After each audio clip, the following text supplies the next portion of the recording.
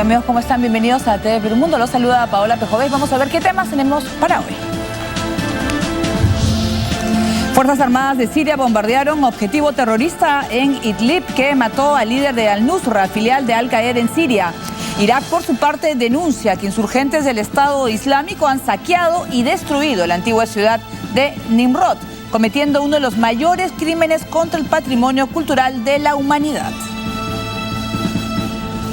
Y el secretario general de la Unión Sudamericana de Naciones, UNASUR, pidió a oposición venezolana evitar el conflicto y dijo que no avalarán cualquier intento de interrumpir la democracia en ese país. Estados Unidos ha creado 295.000 nuevos empleos en febrero, provocando que la tasa de paro baje al 5,5%, el nivel más bajo desde mayo del 2008. En solo 3 meses, el país ha creado casi 900.000 puestos de trabajo. Y Rusia liberó a Alexei Navalny, uno de los principales críticos del Kremlin. Fue capturado por la policía cuando repartía folletos promocionando una protesta contra el gobierno de Vladimir Putin. Y el actor Harrison Ford se encuentra estable tras sufrir accidente con su avioneta. Su hijo destacó que el popular héroe de la Guerra de las Galaxias es una persona increíblemente fuerte. Muy bien, de esa manera empieza TV Perú Mundo.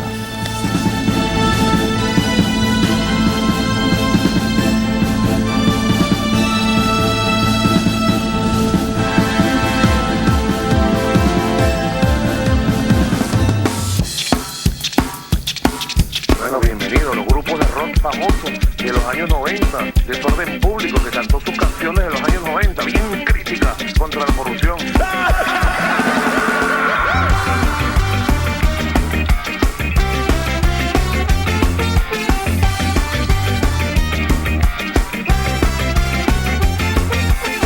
la paranoia, amigos, cálmense de una vez por todas, todo está pasando tranquilo. Tenga la paranoia, amigos, cálmense de una vez por todas, todo está pasando tranquilo. Camina hasta la esquina, aquí no pasa nada. Revista tus bolsillos, te sobra la plata. Ve a cualquier lugar, todo funciona. Una maravilla, muy bien, todo está alegría. Muy bien, amigos, ¿cómo están? Bienvenidos al programa. Los saluda Paola Pejovés y está Oscar Vidarte el día de hoy en el análisis. Vamos a empezar con Venezuela y esta visita del UNASUR, que ha sido pues para reactivar el diálogo entre la oposición y también el gobierno de Maduro. ¿Cómo estás? ¿Qué tal? Buenas tardes. Sí, UNASUR tiene como objetivo pues acercar a las partes en conflicto. Lamentablemente ya parece pues un discurso repetido, en tanto hemos visto situaciones similares en el pasado que no han llevado a ningún puerto, ya sea por algún radicalismo de algunos sectores de la oposición, ya sea por la poca tolerancia y voluntad de diálogo del gobierno. Muy bien, nosotros vamos a ir con el tema. UNASUR ha visitado hoy Caracas para reactivar el diálogo entre el oficialismo y la oposición. Veamos. 2 años se cumplieron de la muerte de Hugo Chávez y el gobierno continúa dando que hablar. Esta vez se permitió invertir fuertes sumas de dinero para comprar espacios de algunos periódicos de Milán y Canadá. La noticia causó controversia en las redes sociales. Sin embargo, no ha sido impedimento para que el presidente Nicolás Maduro ataque con toda su artillería a otros medios como la agencia española de noticias EFE por promover la supuesta teoría de un autogolpe de Estado antes de las elecciones legislativas. La agencia EFE de noticias, una agencia estúpida.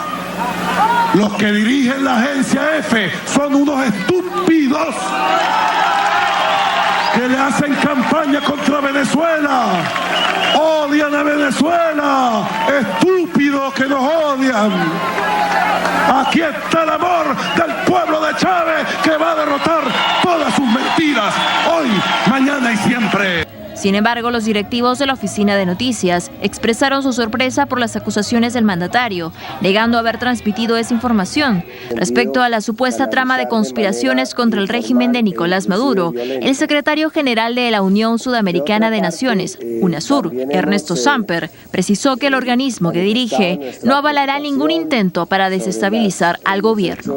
Todos los estados de UNASUR, sin excepción, en desarrollo de su tratado constitutivo, rechazan y rechazarán cualquier intento de desestabilización democrática de orden externo o interno que se presente en Venezuela.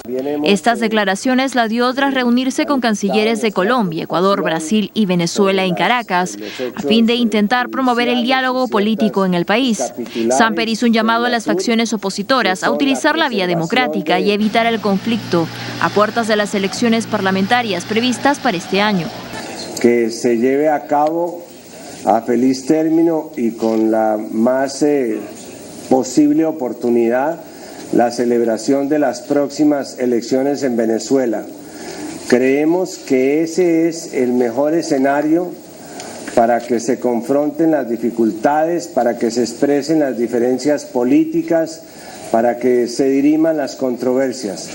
Y hacemos igualmente un llamado a la oposición para que ejerza a través del proceso democrático su legítimo derecho al disentimiento. Por otro lado, Samper instó a los países de la región a que faciliten el suministro de alimentos a Venezuela para soportar la escasez y el desabastecimiento. Que UNASUR convocará una comisión especial a través de sus órganos sectoriales para crear unas cadenas regionales de apoyo a la distribución de ciertos y precisos bienes de consumo básico. La idea es que todos los países de la región, a través de sus cadenas y canales de distribución, puedan apoyar los esfuerzos de distribución que se están haciendo en Venezuela para que le lleguen estos productos básicos a todos los venezolanos sin excepción. Este sábado, la delegación internacional sostendrá un encuentro con representantes del gobierno chavista. Además, se tiene programado un encuentro entre la opositora Mesa de la Unidad Democrática y UNASUR, a un año de la ola de protestas antigubernamentales que dejaron 43 muertos. Muy bien, vamos a hablar pues de lo que está sucediendo en Venezuela y el papel que está cumpliendo UNASUR para poder reactivar el diálogo, que yo creo que es muy necesario entre la oposición y el gobierno. ¿Cómo has visto tú el papel que cumple UNASUR? Sí, ya más o menos hablamos acerca de lo difícil que va a ser dialogar, pero hay un tema pues muy relacionado y creo que UNASUR también ha hecho énfasis en eso, y es la importancia de llevar a cabo un proceso electoral. UNASUR ha identificado que un proceso electoral democrático pues es el mejor escenario en donde se pueden solucionar todas estas disputas, ya sea la oposición ganando más espacio dentro del gobierno o ya sea el oficialismo pues confirmando pues su papel en estos últimos 15 o 16 años. Y eso es importante porque en las últimas semanas se han venido dando muchos bluffs, digamos, en torno a intereses del gobierno por afectar las elecciones. Es más, por ahí se dijo que el mismo gobierno pensaba hacer un autogolpe, está, en otras palabras, evitando un proceso electoral que a todas luces, si uno ve las encuestas, le puede ser pues contrario. Claro, porque ha perdido, ¿no? Ha perdido mucho apoyo del gobierno en este escenario pues de los últimos meses político, económico, ¿no? Pero por eso vimos la reacción del presidente Maduro contra la agencia EFE diciendo yo no voy a hacer ningún autogolpe, donde sacan, es más, insultando. Pero más de estos insultos, que son parte de una retórica ya conocida, no solamente en Maduro, sino en el chavismo, pues acá lo importante es el proceso electoral.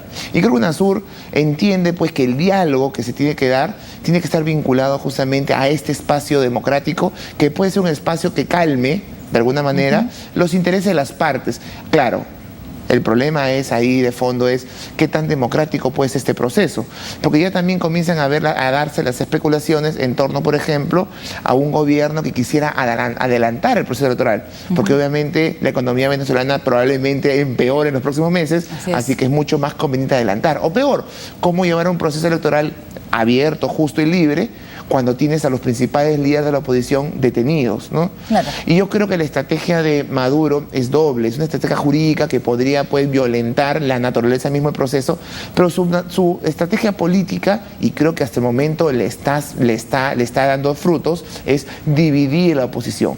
Que esta oposición, que ya por sí es desarticulada históricamente, esté aún más fracturada a partir de este grupo que comanda Ledesma, pues divide y reinará, López, pues ese es un dicho, ¿no? En y Capriles. Político, claro. Entonces yo creo que el escenario, si bien en las encuestas no puede ser tan favorable, yo creo que ahí, si hay un proceso electoral, la oposición tiene muchas dificultades y debilidades para poder presentarse unificada y poder de alguna manera arrebatar el espacio político que hoy día el chavismo tiene. ¿Qué ha dicho hecho, lo que yo no he escuchado si es que UNASUR ha hablado del tema de los presos políticos, de Leopoldo López, por ejemplo. Lo que pasa es que UNASUR se va a reunir con las partes y ya, por ejemplo, ya confirmó la reunión que va a tener con Capriles. Okay. Y te estoy casi seguro que en ese espacio tiene que tocarse el tema de los presos políticos. ¿Por qué?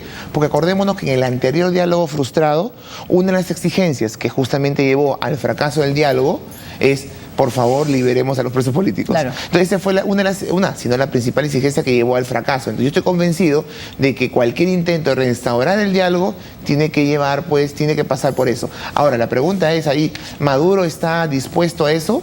Yo creo que no. ¿Por qué? Porque creo que, de alguna manera, está utilizando el tema de los presos para un poco fracturar y dividir a la oposición. O para negociar también en su momento, podría ser una buena carta también, ¿no?, de él para poder hacerlo, pero sobre todo que se va pues a llevar a cabo una especie de referéndum por el propio Maduro, ¿no? Vamos a ver pues si realmente se hablaba de que había perdido como 20%, entonces si las elecciones cuando él gana aproximadamente es con la mitad de Venezuela, el 50%, sí, tendría un 30%. O sea, acordémonos que él le gana a Capriles por décima, por casi nada, claro. 50 puntos, ¿no?, y pico contra 49 puntos y pico.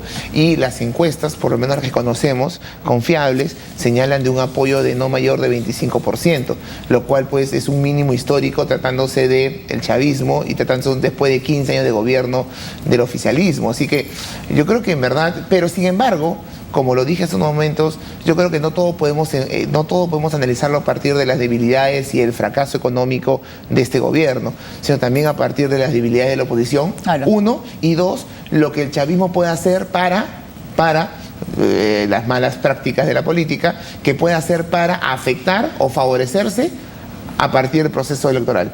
Como por ejemplo uso de recursos públicos, como por ejemplo prohibiciones a la oposición, como por ejemplo, etcétera. Pero también podría ser, por ejemplo, la liberación de Leopoldo López, que dejaría en un paso más atrás a Capriles. Yo creo que ahí sería una división perfecta, ¿no es cierto? A eso voy. Yo creo que en este momento, cuando hablamos de los presos políticos, hay que entenderlos no solamente como la manera simplista de ver el tema tanto de Estados Unidos, su enfrentamiento a Estados Unidos, como la detención de presos políticos, es venganza contra ellos, contra la oposición. Yo creo que eso es muy simple. Yo creo que hay algo mucho más atrás, más interesante. Y básicamente es la estrategia que tiene en este momento Maduro. Y yo creo que, si bien lo negativo es que ensalzas o endiosas a un liderazgo como el de López, por otro lado ayudas a la división de la oposición, y creo que a eso juega pues hay competencia el entre gobierno. ellos, pues. Exacto. Muy bien, nosotros ahora vamos a hablar de los generales colombianos y guerrilleros de la FARC que se reunieron en La Habana para tratar el cese al fuego bilateral. 5 generales y un almirante de las fuerzas militares de Colombia participaron de conversaciones con representantes de la guerrilla de las FARC en La Habana, Cuba, para discutir un alto al fuego bilateral. Estaremos presentando y radicando ante el gobierno y los garantes del proceso de paz nuestras propuestas completas sobre comisión de esclarecimiento y no repetición, CENRE, que tiene el propósito de generar el instrumento que nos permita profundizar más en la verdad sobre los hechos del conflicto, sus orígenes, causas y